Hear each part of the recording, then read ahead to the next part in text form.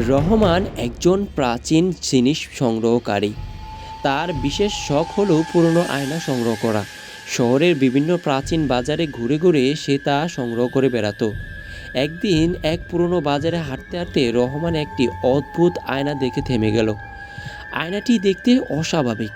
পুরো কাঠের ফ্রেমের চারদিকে জটিল নকশা খোদাই করা, যা সময়ের স্পর্শে বিবর্ণ হয়ে গেছে। আয়নাটি হাতে নেওয়া মাত্রই রহমানের শরীরে কেমন যেন এক শীতল অনুভূতি বয়ে গেল। বিক্রেতা তার দিকে একবার তাকিয়ে রহস্যময় হাসি দিল এবং বলল, এটা খুব পুরনো, কেউ কেনে না, আপনি নিলে ভালো হয়। রহমান চিন্তা না করে আয়নাটি কিনে নিল এবং বাড়িতে নিয়ে গেল। আয়নাটি তার বাড়ির বসার ঘরের এক কোণায় রেখে দিল।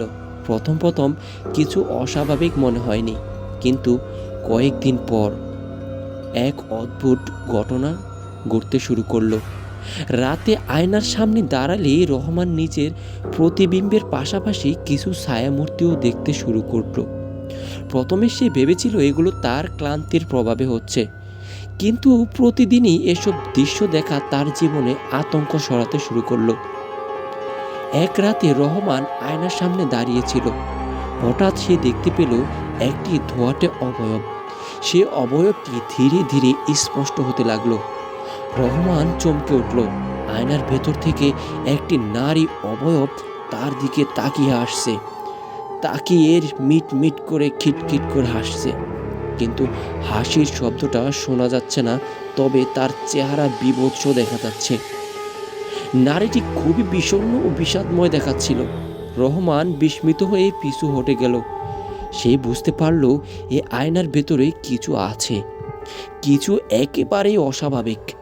রহস্যটি জানার আগ্রহে রহমান প্রতিদিন রাতে আয়নার সামনে বসতে শুরু করলো।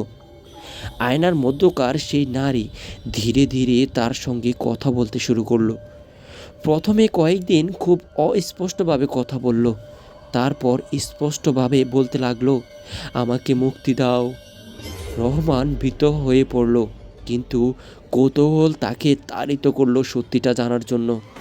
সে জানতে চাইল এই আয়নার ভিতরে কি আছে। সে জানতে পারল বহু বছর আগে সেই নারীকে তার স্বামী এ আয়নার মধ্যে কালো জাদুর মাধ্যমে তার আত্মা আটকে দিয়েছে। তার আত্মা কোনোভাবে মুক্তি পায়নি, বরং আয়নার মধ্যে বন্দী হয়েছিল। সে আত্মা প্রতিশোধের অপেক্ষায় আছে, আর রহমানকে বেছে নিয়েছে তাকে মুক্তি দেওয়ার জন্য। রহমান কি করবে তা ভেবে পাচ্ছিল না। একদিকে তার মনের ভেতর ভয় বাড়ছিল, অন্যদিকে সেই নারীর করুণ মুখ তার মনের মধ্যে দয়া সৃষ্টি করছিল। এক রাতে রহমান নারীর নির্দেশ অনুযায়ী আয়নাটি ভাঙার সিদ্ধান্ত নিল। রহমানকে সেই নারীটি আয়নাটি ভাঙার জন্য আদেশ করল। আয়নাটি হাতুড়ি দিয়ে ভাঙতে গিয়ে একটি বিকট চিৎকার শোনা গেল।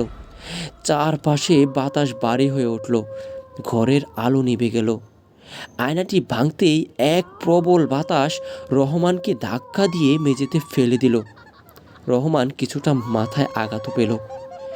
যখন সব কিছু শান্ত হলো, রহমান অবাক হয়ে দেখল আয়নার টুকরোগুলোর মধ্যে কোনো ছায়ামূর্তি নেই। সেই নারী যেন আয়নার ভেতর থেকে মুক্তি পেয়ে গিয়েছে।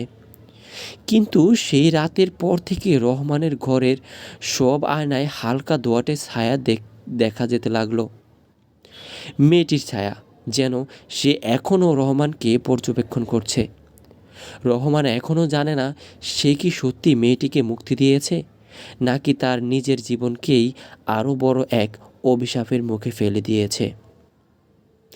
আজকের ঘটনাটি এই পর্যন্তই। ঘটনাটি কেমন লেগেছে কমেন্ট বক্সে জানিয়ে দিবেন।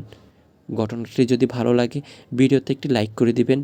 এমন আরও ঘটনা পেতে চ্যানেলটি সাবস্ক্রাইব করে পাশে থাকা বেল আইকনটি প্রেস করে অল করে রাখবেন। সবাই ভালো থাকবেন, সুস্থ থাকবেন। আসসালামু আলাইকুম।